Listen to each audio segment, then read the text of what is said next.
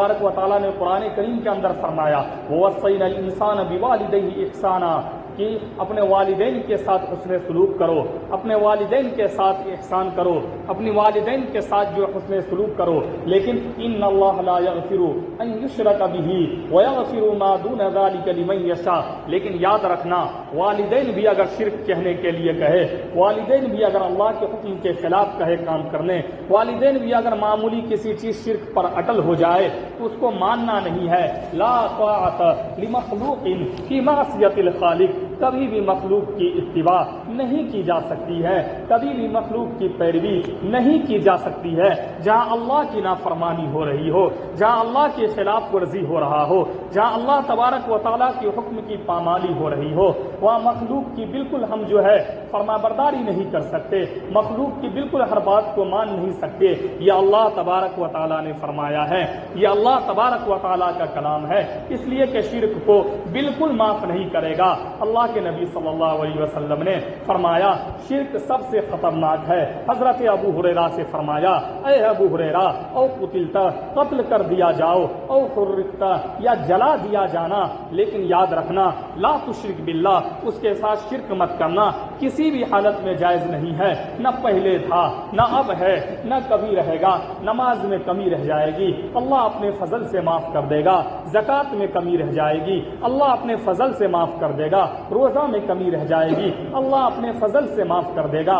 حج میں کمی رہ جائے گی، اللہ اپنے فضل سے معاف کر دے گا۔ دوسری عبادات میں کمی رہ جائے گی، اللہ اپنے فضل سے معاف کر دے گا، اس لیے کہ ولولا فضل اللہ علیک، اس کا فضل بڑا ہے، اس کی رحمت وسیع ہے، وہ رحمان ہے، وہ رحیم ہے، ہر چیز پر اس کی وسعت ہے، اپنے فضل سے معاف کر دے گا۔ لیکن نہیں معاف کرے گا تو کس کو؟ شرک کو بالکل معاف نہیں کرے گا کہ اللہ کے ساتھ کسی کو شریک ٹھہرایا جائے۔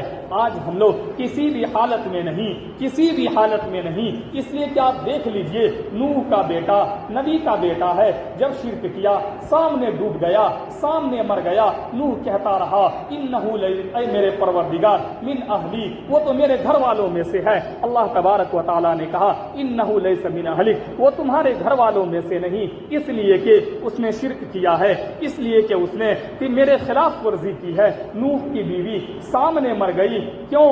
صرف شرک کرنے کی وجہ سے، اللہ کے ساتھ دوسروں کو شریک ٹھہرانے کی وجہ سے اللہ تبارک و تعالیٰ نے غرق کر دیا، ڈبو دیا۔ حضرت لوط کی بیوی صرف شرک کی وجہ سے، اس کی نافرمانی کرنے کی وجہ سے، اللہ کے ساتھ دوسرے کو شریک ٹھہرانے کی وجہ سے مر گئی، گمراہ ہو کر مری، ایمان سے ہٹ کر کے مری، ایمان نصیب نہیں ہوا۔ آج ہم لوگ اگر کوئی ہمارا رشتہ دار ہو، وہ کہہ دے کہ فلاں کام کرنا ہے، ایک رسمی کام ہے، رسم و رواج جو چلا آ رہا ہے کرنا ہے، اس جگہ ہم لوگ جھک جاتے ہیں، ماننے کے لیے تیار ہو جاتے ہیں، اگرچہ شرک ہے۔ بیٹا اگر اٹل ہو جائے کہ نہیں اس چیز کو کرنا ہے تو اٹل ہو جاتے ہیں، تیار ہو جاتے ہیں کہ نہیں اس چیز کو کریں گے، اگرچہ وہ شرک ہے، اگرچہ وہ شرک ہے۔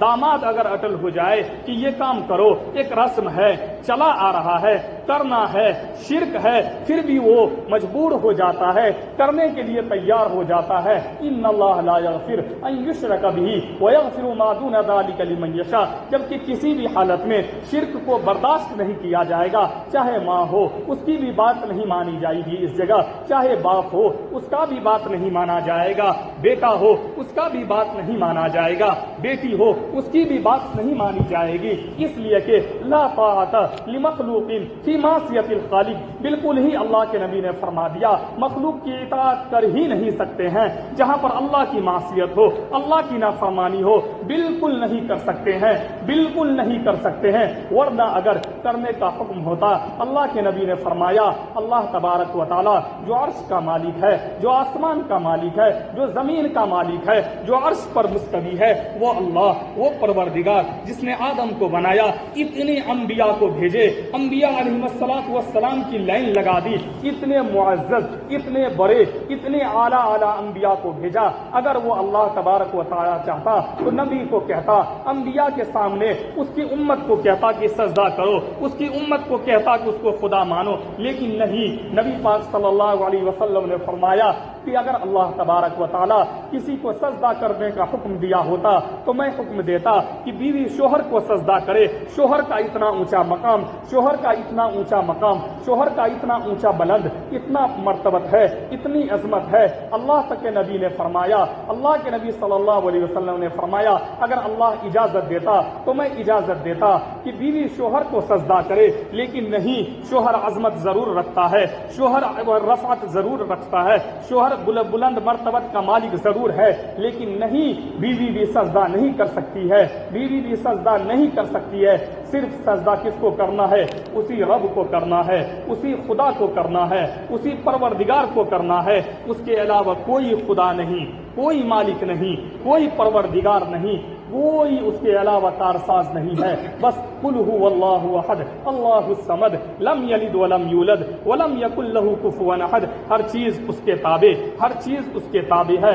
عرش اس کا محتاج، حاکم اس کا محتاج، غلام اس کا محتاج، آسمان اس کا محتاج، زمین اس کا محتاج. ہر چیز اس کے محتاجگی میں ہے. ہر ایک پر اس کی سلطنت، ہر ایک پر اس کی حکومت. وقت کے نبی ہے حضرت یونس علیہ الصلاۃ والسلام اذ ابق الى الفلك المشحون، جب قوم سے بیزار ہو گئے. وظنون اذ ذهب مغاضبا فظن ان لن نقدر عليه فنادى في الظلمات ان لا اله الا انت سبحانك. انہوں نے گمان کر لیا. وظنون اذ ذهب مغاضبا، انہوں نے گمان کر لیا کہ میری قوم اب میری بات نہیں ماننے والی ہے، میں حاوی قوم پر نہیں ہو سکتا ہوں. انہوں نے گمان کر لیا میری قوم میری بات نہیں مانے گی. چل دیے، قوم کو چھوڑ کر اللہ کی اجازت کے بغیر چل دیے. اذ ابق الى الفلك المشحون فساهم فكان من المدحضين، جب دریا پر کشتی پر سوار ہوئے، کشتی ڈوبنا شروع ہوئی. کہا کہ کوئی اس میں اللہ کی نافرمانی کرنے والا آیا ہے، کوئی اللہ کے حکم کے بغیر آ گیا ہے. پورا اندازی ہوئی. اذ ابق الى الفلك المشحون فساهم فكان من المدحضين. حضرت یونس کا نام نکلا. حضرت یونس علیہ الصلوۃ والسلام کو سمندر میں ڈال دیا گیا، ندی میں ڈال دیا گیا. مچھلی نے نگل لیا، مچھلی کے پیٹ میں ہے. اذ ابق الى الفلك المشحون فساهم فكان من المدحضين فالتقمه الحوت وهو مليم فلولا. مچھلی کے پیٹ میں چل رہے ہیں 40 دن تک مچھلی لے کر کے گھوم رہی حضرت یونس علیہ الصلوۃ والسلام کو 40 دن تک لے کر کے گھوم رہی ہے. فلولا انه كان من المسبحين للبث في بطنه الى يوم يبعثون. اس پیٹ میں، اس اندھیرے میں، اس تاریکی میں، مچھلی کے پیٹ میں انہوں نے کسی کو نہیں پکارا، کسی نبی کو نہیں پکارا، کسی دوست کو نہیں پکارا، دنیا کے کسی آدمی کو نہیں پکارا، بلکہ انہوں نے وہاں پر بھی اگر صدا لگائی لولا انه كان من المسبحين، تو اس رب کو یاد کرنے میں رہ گئے، اس پروردگار کو یاد کرتا رہا، اس رب سے صدا لگائی، اس رب سے لو لگائی، اس رب سے دعا مانگی، اس رب سے مغفرت طلب کی. اور وہاں پر انہوں نے اس رب سے فلولا انه كان من المسبحين للبث، اسی رب سے انہوں نے تسبیح بیان کی اور کہا اللہ الہ الا انت سبحانک انی کنت من الظالمین. اے میرے پروردگار اگر تو نہیں چاہے گا، اے میرے پروردگار میں نے ظلم کیا ہے، میں نے غلطی کی ہے، میں نے نافرمانی کی ہے، میں نے خلاف ورزی کی ہے. اللہ الہ، تیرے سوا کوئی معبود نہیں، تیرے سوا کوئی حاکم نہیں، تیرے سوا کوئی خالق نہیں. اللہ الہ الا انت سبحانک انی کنت من الظالمین. اگر تو نے مجھے نہیں بچایا، اگر تو نے مجھے نہیں یہاں سے نکالا تو پھر میں ظالموں میں سے ہو جاؤں گا، برباد ہونے والوں میں سے ہو جاؤں گا. اسی رب کو پکارا، اسی خدا کو پکارا، اسی رب کو پکارا، اسی اللہ کو پکارا. انہوں نے اور کسی کے طرف نہیں لو لگائی اور کسی کو نہیں پکارا، اس لیے کہ تمام انبیاء کی تعلیم، تمام انبیاء کا اعلان، تمام انبیاء کا کلمہ صرف ایک ہی تھا، ایک ہی کلمہ تھا. آدم علیہ السلام آئے، انہوں نے بھی ایک ہی کلمے کی طرف دعوت دی، لا الہ الا اللہ. آدم صفی اللہ، آدم صفی اللہ. حضرت نوح علیہ السلام آئے، انہوں نے بھی ایک ہی کلمے کی طرف دعوت دیا، لا الہ الا اللہ. نوح نجی اللہ. حضرت ابراہیم آئے، ایک ہی کلمے کی طرف دعوت دیا، لا الہ الا اللہ. ابراہیم خلیل اللہ. حضرت اسماعیل آئے، ایک ہی کلمے کی طرف دعوت دیا، لا الہ الا اللہ. اسماعیل ذبیح اللہ. حضرت موسیٰ آئے، ایک ہی کلمے کی طرف دعوت دیا، لا الہ الا اللہ. موسیٰ کلیم اللہ. حضرت عیسیٰ آئے، ایک ہی کلمے کی طرف دعوت دیا، لا الہ الا اللہ. عیسیٰ روح اللہ حضرت محمد رسولullah صلی اللہ علیہ وسلم آخری میں آئے، انہوں نے بھی ایک ہی کلمے کی طرف دعوت دیا، لا الہ الا اللہ محمد الرسول اللہ۔ گویا کہ دنیا کی تمام خدا، تمام پیر، تمام دنیا کا مقبرہ، تمام دنیا کا قبر، دنیا کی قبریں، تمام دنیا کا روزہ، تمام دنیا کی خواجہ چشتی معین الدین کا روزہ ہو یا خواجہ نظام الدین اولیاء کی روزہ ہو، سب کی مستثنا ہو گئی، صرف لا الہ الا اللہ وحدانیت ہے تو صرف اس خدا کی ہے، للہ الواحد القہار، جو ان سب کا مالک ہے، پیر و مرشد کا مالک ہے، انبیاء کا مالک ہے، ہر چیز کا قادر ہے اور ہر چیز پر اسی کی حکمرانی ہے۔ کسی دوسرے کی طرف دعوت نہیں دیا، ہر ایک کا کلمہ ایک ہی تھا اللہ کے لیے، ہر ایک کی دعوت ایک ہی تھی اللہ تبارک و تعالیٰ کے لیے۔ تیرے در پہ لاکھوں انبیاء، تیرے در پہ لاکھوں اولیاء، وہ گڑ گراتے رہے صدا، تیرا بھید پھر بھی نہ کھل سکا۔ اس کے در پہ لاکھوں انبیاء آئے، اس کے در پہ لاکھوں اولیاء آئے، اس کے در پہ لاکھوں محدثین آئے، اس کے در پہ ہزاروں اولیاء اعظام آئے، اس کے در پہ ہزاروں جو ہے مجددین آئے، لیکن اس کے لیے اللہ تبارک و تعالیٰ کے بھید کو جاننا ناممکن ہو گیا۔ بس اسی کی طرف لو لگانا ہے، اسی کی طرف دیکھنا ہے، اسی سے مانگنا ہے، اسی سے لینا ہے، اسی سے مانگنا ہے۔ ہم لوگ جو ہے دوسروں پر بھروسہ کرتے ہیں، دوسروں سے مانگتے ہیں۔ ارے آج تو حال یہ ہے کہ خود ہندوستان میں لوگ حضرت مولانا نظام الدین اولیاء کی قبر پر جاتے ہیں۔ آپ جائیے وہاں فاتحہ پڑھیے، فاتحہ پڑھنے سے منع نہیں کیا گیا ہے، زیارت القبور سے منع نہیں کیا گیا ہے، رسم سے منع کیا گیا ہے، سجدہ کرنے سے منع کیا گیا ہے، قبر میں لیٹے ہوئے شخص سے مانگنے سے منع کیا گیا ہے۔ خواجہ بہاؤالدین خود ان کی اولاد نہیں تھی، پھر ان سے لوگ جا کر کے اولاد مانگتے ہیں۔ اگر ان کے اندر اتنی طاقت ہوتی تو خود اپنے لیے اولاد مانگ لیتے، پھر ان سے لوگ کیوں اولاد مانگتے ہیں؟ اگر انبیاء میں اتنی طاقت نہیں تھی، حضرت ابراہیم علیہ الصلوۃ والسلام کتنے دنوں تک روتے رہے اس رب کے در پر، تب جا کر کے اللہ تبارک و تعالیٰ نے بڑھاپے کی عمر میں ایک بیٹا دیا۔ اس سے پتا چلا اولاد دینے کا مالک خدا ہے۔ حضرت زکریا علیہ الصلوۃ والسلام اللہ سے لو لگائی، اللہ سے مانگا، تب جا کر کے حضرت یحییٰ دیا۔ اس سے پتا چلا اولاد دینے کا مالک اللہ ہے، اولاد دینے کا مالک اللہ ہے، اور دنیا کا کوئی پیر، کوئی مرشد، دنیا کا کوئی بھی آدمی اولاد دینے کا مالک نہیں ہے۔ اگر کوئی کہتا ہے دیں گے تو پھر غلط ہے، ایسا ہو ہی نہیں سکتا، اور کوئی اگر لو لگاتا ہے تو وہ بھی غلط ہے۔ سوچ، اللہ تبارک و تعالیٰ سے مانگیے، اللہ تبارک و تعالیٰ اس کے علاوہ اور کسی سے نہیں، وہ اللہ ہے، ذرہ برابر بھی شرک کو برداشت نہیں کرنے والا ہے۔ ایک بہت بڑے اللہ والے حسن بصری رحمۃ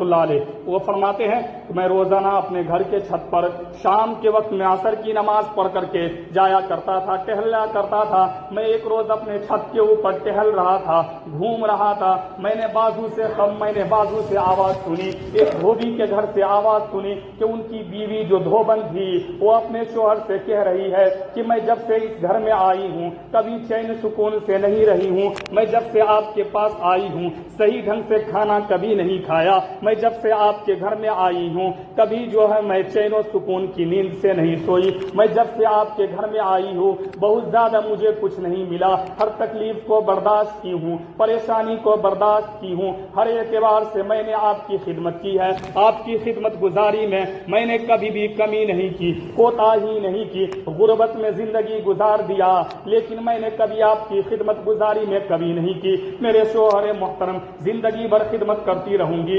غربت کو سہتی رہوں گی، ہر چیز کو برداشت کرتی رہوں گی، لیکن یاد رکھیے گا میں تمام چیزوں کو برداشت کروں گی، لیکن آپ میرے رہتے ہوئے کسی اور عورت سے شادی کرے، اس کو گھر میں لائے، میں اس چیز کو برداشت نہیں کروں گی۔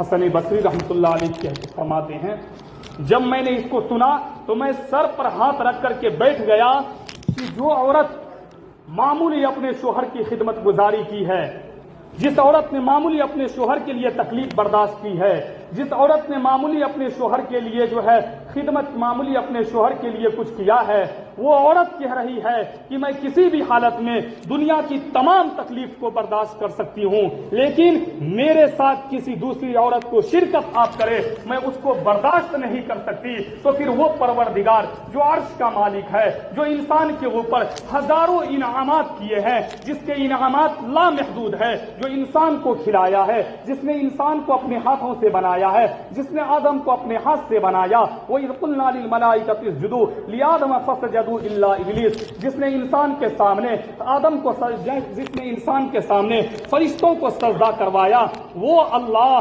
کیسے برداشت کر سکتا ہے کہ اس کے ساتھ کسی کو شریک ٹھہرایا جائے؟ ایک معمولی عورت نہیں برداشت کر سکتی ہے۔ حضرت شیخ عبد القادر جیلانی رحمت اللہ علیہ تقریر فرما رہے تھے، تقریر کر رہے تھے، اسپیچ دے رہے تھے، ایک عورت آئی، برقعے میں تھی، چہرے کو ڈھکی ہوئی تھی، آئی اور اس کے بعد اس نے لکھ کر کے ایک قرآن دے دیا، ایک کاغذ دے دیا۔ حضرت شیخ عبد القادر جیلانی رحمت اللہ علیہ نے جب تقریر کے بیچ میں ہی اس کو کھول کر کے پڑھا کہ کیا مسئلہ ہے، ضرور کوئی بات ہوگی، جب اس کو کھولا، اس قرآن کو کھولا گیا، اس کے اندر لکھا ہوا تھا، اے شیخ عبد القادر جیلانی مجھے فتویٰ دے دیجئے کہ میرے شوہر کے لیے میرے رہتے ہوئے کسی دوسری عورت سے شادی کرنا جائز نہیں، کسی دوسری عورت سے شادی کرنا درست نہیں، کسی دوسری عورت سے شادی نہیں کر سکتا ہے۔ حضرت شیخ عبد القادر جیلانی رحمت اللہ علیہ نے کہا کہ میں یہ فتویٰ کیسے دے سکتا، اس لیے کہ ایک مرد 4 شادی کر سکتا ہے اسلام میں یہ فتویٰ نہیں دے سکتا، شریعت کے خلاف ہو جائے گا، شریعت کے حکم کے مطابق نہیں ہوگا۔ اس عورت نے کہا، جب شیخ عبد القادر جیلانی رحمت اللہ علیہ سے منت و سماعت کرنے کے باوجود بھی انہوں نے فتویٰ نہیں دیا، تو اس عورت نے کہا کہ اگر شریعت مانے نہیں ہوتی، شریعت کا حکم مانے نہیں ہوتا تو میں اپنا چہرہ کھول کر آپ کو دکھا دیتی، تو آپ کہنے پر مجبور ہو جاتے کہ جس کی یہ بیوی ہے اس کے لیے اس کے رہتے ہوئے کسی دوسرے کی طرف شادی کرنا تو دور کی بات، نظر اٹھا کر کے دیکھ بھی نہیں سکتا، اتنی میں خوبصورت ہوں۔ شیخ عبد القادر جیلانی رحمۃ اللہ علیہ نے جب اس عورت کی بات کو سنا تو شیخ عبد القادر جیلانی رحمۃ اللہ علیہ تقریر روک کر کے اور وہ سوچنے پر مجبور ہو گئے۔ ان کے مرید نے کہا، کیا ہوا حضرت، اس عورت نے کچھ جو ہے نازیبا حرکت کر دی کیا، کچھ نازیبا بات بول دی ہے کیا؟ شیخ عبد القادر جیلانی رحمۃ اللہ علیہ نے فرمایا کہ نہیں، یہ عورت دیکھو جس کو اللہ نے معمولی حسن دیا ہے، جس کے حسن کے متعلق آتا ہے کہ حضرت یوسف کو جو حسن دیا گیا تھا اس کے آدھے حسن کو دنیا پر تقسیم کر دیا گیا، اس حسن میں سے بھی اس کو معمولی حسن ملا ہے، تو یہ کہہ رہی ہے کہ میرے لیے اگر شریعت مانے نہیں ہوتی، شریعت کا حکم مانے نہیں ہوتا تو چہرہ اگر دکھا دیتی تو آپ جو ہے کہنے پر مجبور ہو جاتے کہ جس کی بیوی یہ ہے اس کے لیے درست ہی نہیں ہے، اس کے لیے جائز ہی نہیں ہے کہ وہ کسی اور سے شادی کر لے، وہ کسی اور کی طرف نظر اٹھا کر کے دیکھ لے، جس کو اللہ نے معمولی حسن دیا ہے، جس کو اللہ نے معمولی خوبصورتی دی ہے، اس عورت کا یہ حال ہے۔ وہ عورت اس طرح بول رہی ہے تو وہ پروردگار، وہ کائنات کا رب جس نے اپنے لیے اعلان کیا ہے، اللہ نور السماوات والارض، آسمان و زمین کا نور ہے، جس نے اپنے لیے جمال کا لفظ استعمال کیا ہے، جس کی خوبصورتی کی انتہا نہیں ہے، جنہوں نے دنیا کو خوبصورت بنایا، جنہوں نے چاند کو خوبصورت بنایا، سورج کو خوبصورت بنایا، جس چاند کی مثال ہم دیتے ہیں، جس چاند کی مثال ہم لوگ دیا کرتے ہیں خوبصورتی میں عام طور پر، سورج کے اندر اس نے روشنی دی ہے۔ اس نے کہا، شیخ عبد القادر جیلانی نے فرمایا، وہ اللہ جو آسمان و زمین کا نور ہے، اللہ نور السماوات والارض، جس کی خوبصورتی ہر سب سے زیادہ ہے، جب یہ معمولی عورت جس کو معمولی حسن دیا گیا یہ اپنے ساتھ شرکت کو برداشت نہیں کر سکتی ہے، تو وہ پروردگار جو آسمان و زمین کا نور ہے وہ کیسے برداشت کر سکتا ہے کہ وہ کسی کو اس کے ساتھ شریک کیا جائے؟ بالکل شرک اللہ تبارک و تعالی معاف نہیں کرنے والا ہے۔ اللہ تبارک و تعالی ہر چیز کو معاف کر دے گا لیکن شرک کو نہیں۔ حضرت لقمان حکیم نے اپنے بیٹے سے کہا، اے میرے بیٹے یاد رکھنا شرک کبھی نہ کرنا، اس لیے کہ اللہ تبارک و تعالی کبھی بھی شرک کو معاف نہیں فرمائے گا، کبھی شرک کو معاف نہیں کرنے والا ہے، بالکل نہیں۔ آپ دیکھ لیجئے شیخ حضرت عبداللہ بن جبیر رضی اللہ تعالیٰ عنہ ایک صحابی تھے، آخر میں حجاج بن یوسف کا زمانہ تھا.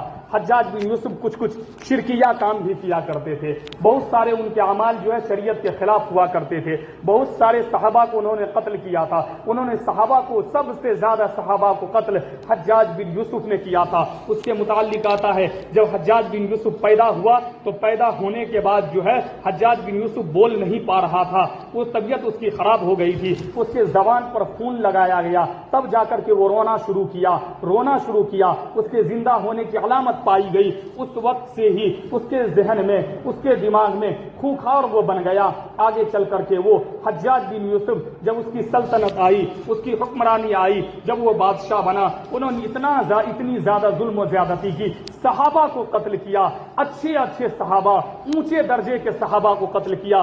بڑے سے بڑے جو ہے اولیاء کو قتل کیا. بڑے سے بڑے بزرگان دین کو قتل کیا. اس وقت ایک صحابی تھے حضرت عبداللہ بن زبیر رضی اللہ تعالی عنہ. ان کو بلایا اپنے پاس, کہا مجھے مانو, میری اطاعت کرو, میری فرما برداری کرو. کہا نہیں, تم شریعت کے خلاف بات بولتے ہو, تم شریعت کے خلاف کام کرتے ہو, تم شریعت کے حکم کی پامالی کرتے ہو, تم شریعت کے حکم کو نہیں مانتے ہو. میں تم کو نہیں مان سکتا, میں تمہاری اطاعت نہیں کر سکتا.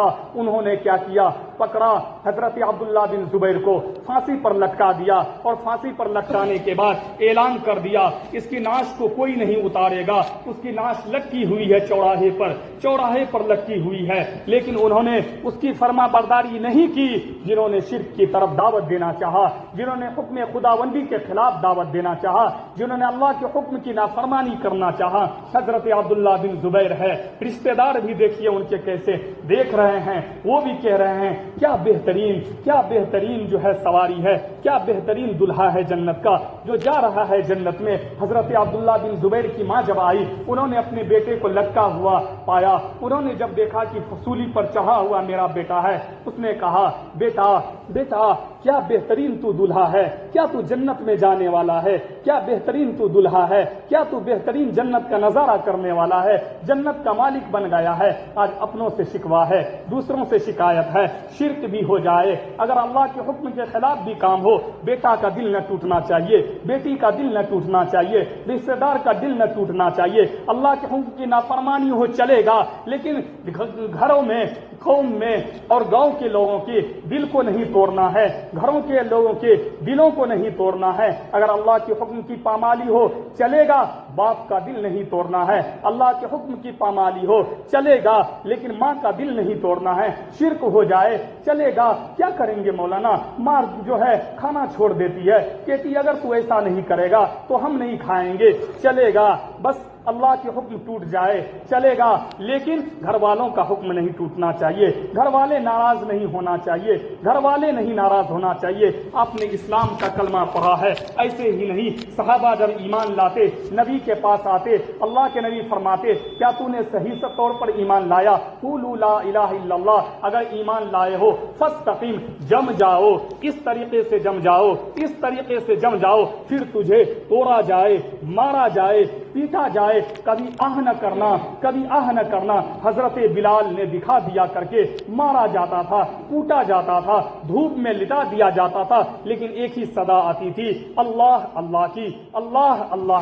بہت سارے صحابہ ایسے تھے جن کو مارا گیا, پیٹا گیا, کفار و مشرکین نے ظلم و زیادتی کی انتہا کر دی, لیکن نہیں, آہ اور شکوا نہیں, آہ نہ کر لبوں کشی, عشق ہے دل لگی نہیں, سینے پہ تیر کھائے جا, آگے قدم بڑھائے جا, یعنی زبان حال سے کہہ دے کہ ہاں ستائے جا. ادھر آ ستمگر ہنر آزمائے, تو تیر آزما ہم جگر آزمائے, آ تو تیر آزما ہم جگر آزماتے ہیں. ایمان کے سامنے تیرا تیر کم پڑ جائے گا, میرا جگر کمزور نہیں ہونے والا ہے. حضرت حذافہ سہمی نے یہی تو کہہ کر کے دکھایا تھا. حضرت حذافہ سہمی سے جب ان سے ایمان چھیننا چاہا, ایمان سے پھیرنا چاہا, شرک کرنا چاہا, ان کو خدا کی علاوہ دوسروں کی طرف دعوت دینا چاہا, انہوں نے تو ایک لڑکی کو لگایا, لیکن اس سے بھی وہ ہٹ گئے, اس سے بھی وہ معذور ہو گئے, اس سے بھی دور بھاگ گئے.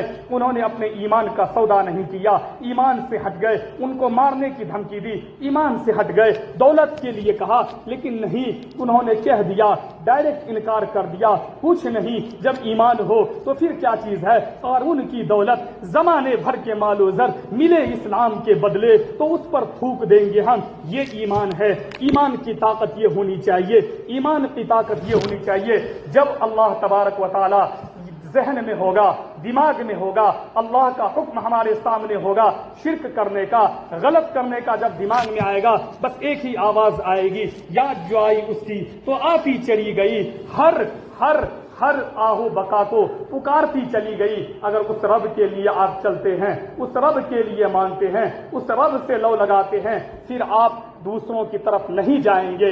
جس دور پہ نازا تھی دنیا، اب ہم وہ زمانہ بھول گئے، اوروں کو جگانا یاد رہا، خود ہوش میں آنا بھول گئے۔ منہ دیکھ لیا آئینے میں، پر داغ نہ دیکھا سینے میں، جی ایسا لگایا دنیا میں، جینے کو مسلمان، دل ایسا لگایا جینے میں، جینے کو مسلمان بھول گئے۔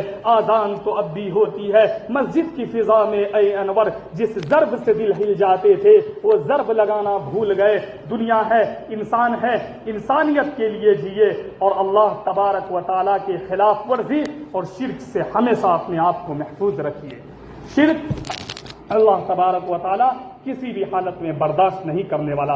حضرت معاذ بن جبل رضی اللہ تعالیٰ عنہ سے حضور اکرم صلی اللہ علیہ وسلم نے فرمایا، اے معاذ، اگر کسی نے شرک نہیں کیا اور نماز کی پابندی کی اور روزہ رکھا تو یاد رکھنا اللہ تبارک و تعالیٰ اس کو معاف کر دینے والا ہے، اور اگر شرک کر لیا تو پھر اس کی کبھی بھی معافی نہیں ہوگی۔